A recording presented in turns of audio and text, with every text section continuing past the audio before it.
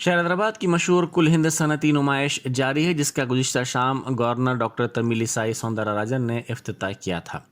46 दिनों तक जारी रहने वाली इस नुमाइश में तकरीबन 1500 स्टॉल्स लगाए जाएंगे। इस नुमाइश के दूसरे दिन आने वाले अफराद ने मायूसी का इजहार करते हुए कहा कि अब तक नुमाइश में 24% स्टॉल्स भी नहीं लगाए गए हैं। उन्होंने तवक्को जाहिर की कि आइंदा 4 दिनों के बाद स्टॉल्स की तादाद में बतदरीज इजाफा होगा। नुमाइश में तमाम के लिए मास्क को लाजमी करार दिया गया और समाजी फासले को यकीनी बनाया जा रहा है। Shri Prabhakar Shankar garu vice president, Shri Aditya Margam garu honourable secretary of exhibition society, Shri M Chandrashekhar garu joint secretary, all dignitaries on the dais, media friends, all member of the society and stalls owners, అందరికీ పేరు పేరుతో నమస్కారం సలాము. I am happy that Honorable Governor of Telangana State, Dr. Tamilisai Sundararajan Garu, has inaugurated the 81st All India Industrial Exhibition at Exhibition Ground, Hyderabad. I am very glad to inform that the income generated by this exhibition will be utilized for running 19 educational institutions in Telangana state, providing quality education for 30,000 girls every year.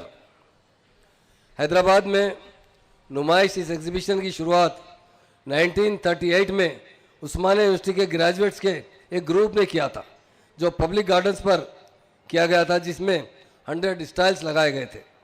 आगे चलकर इस नुमाइश को public garden से तब्दील करके इस नुमाइश मैदान में मुंतकिल कर दिया गया, जिसमें सैकड़ों की तादाद में स्टॉल लगाए जा रहे हैं।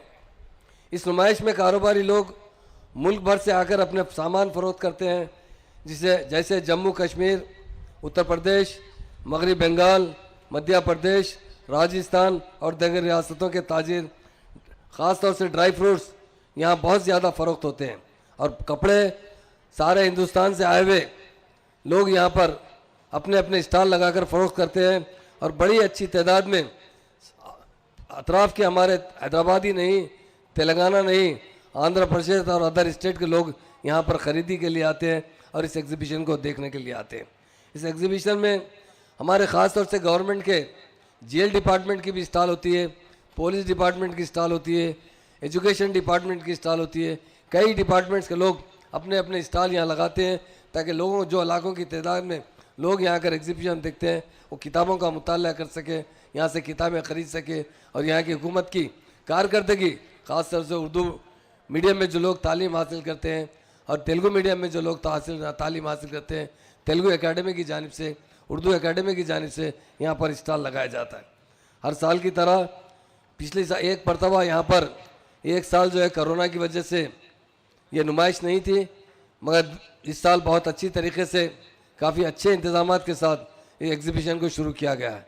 इस तमाम जो तालीमी इदारे चलाए जाते हैं, मैं तमाम ख़ास तौर से हमारे जो चेयरमैन साहब है, प्रेसिडेंट साहब हैं, हरीश राव साहब बहुत बड़े डायनेमिक लीडर हैं। वो आज किसी मसरूफियत की वजह से नहीं आ सके, मगर उनकी सदारत के बाद काफ़ी बड़ी तब्दीली आई यहाँ पर। बहुत अच्छी तरीके से इस सोसाइटी के वाइस प्रेसिडेंट हो, सेक्रेटरी साहब हो, तमाम मेम्बरान और इनकी जो टीम है बहुत अच्छी तरीके से तालीम पर तवज्जो देते हैं। मैं दिल की गहराइयों से उन्हें मुबारकबाद देता हूँ। ये नुमाइश तकरीबन 46 डेज़ तक चलती रहती है। इसमें ख़ास तौर से म्यूज़िकल शो, मैजिक शो और मुशायरे भी शामिल होते हैं। मैं तमाम आवाम से ख्वाहिश करता हूँ कि इस एग्ज़िबिशन को ज़रूर तशरीफ़ लाएँ। यहाँ पर बहुत अच्छे अच्छे मशहूर, यहाँ की हलीम बहुत मशहूर है, यहाँ की आइसक्रीम बहुत मशहूर है। बहुत से लोग दूर से आकर यहाँ पर चाट भंडार खाते हैं। सारे लोग स्टॉल्स के लोग यहाँ बैठे हैं, उनको मैं मुबारकबाद देता हूँ। मैं यही चाहूँगा कि जो भी यहाँ के लोग हैं ज़रा सा डिस्टेंस मेंटेन कीजिए, क्योंकि आप जानते हैं थर्ड फेज़ आने का डर है, मगर हम अल्लाह से दुआ करते हैं, खुदा से दुआ करते हैं कि हमारे स्टेट में थर्ड फेज़ ना आए। हमारे एहतियात ज़रूर करें, क्योंकि काफ़ी लोग हमारे स्टॉल ओनर्स काफ़ी पैसा खर्च कर यहाँ पर स्टॉल लेते भी हैं, स्टॉल में बहुत सा सामान भी रखते हैं। हमारी यही कोशिश है कि वो अच्छे से कारोबार करें, एग्जीबिशन सोसाइटी को भी अच्छी तरीके से इनकम हो, ताकि वो एजुकेशन इंस्टीट्यूशन जो चलाते हैं उसमें उन्हें मदद मिले। मैं तमाम मेरी तरफ से तमाम स्टॉल जो लोग यहाँ लगाए हैं उन लोगों को भी मुबारकबाद देता हूँ। और इस मरतबा हुकूमत की तरफ से बहुत अच्छे इंतजाम किए गए हैं और कोरोना के एहतियात के लिए बग़ैर मास्क के एग्जीबिशन में नहीं आना चाहिए। उसके लिए मैं वाइस प्रेसिडेंट साहब, सेक्रेटरी साहब से बात किया हूँ, अगर जो नहीं लगा कर आते हैं तो गेट पर उन्हें लगाया जा रहा है। और एक बात है, पुलिस की तरफ से जो लोग मास्क नहीं लगाएंगे उन्हें पेनल्टी भी अदा करना पड़ेगा। इसलिए तमाम लोगों से मेरी गुजारिश है, एग्जीबिशन सोसाइटी के जिम्मेदारों से, कि लोगों को मास्क ज़रूर लगाइए। पुलिस का भी काफ़ी अच्छा इंतज़ाम है, फायर ब्रिगेड डिपार्टमेंट का भी बहुत अच्छा इंतज़ाम होता है, उनके भी स्टॉल्स होते हैं। अच्छी तरीके से आपके इंतज़ाम के लिए हमेशा वो आपके साथ हैं, आपकी खिदमत करते रहेंगे। मुझे जो मौका दिया गया है उसका मैं शुक्रिया अदा करता हूँ। फिर एक बार यही गुजारिश करता हूँ कि इस कोरोना की वबा से महफूज रहने के लिए वैक्सीनेशन जो नहीं लिए यहाँ पर भी इंतज़ाम किया जा रहा है। इस सोसाइटी की तरफ से एग्जीबिशन में भी इंतज़ाम है कि जो भी वैक्सीन नहीं है यहाँ पर भी वैक्सीन ले सकते हैं।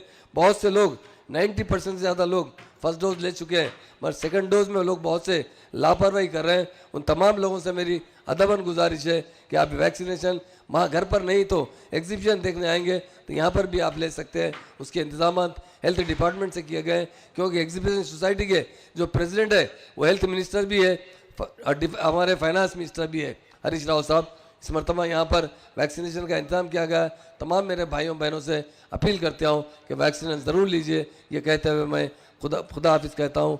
जय तेलंगाना, जय हिंद, थैंक यू।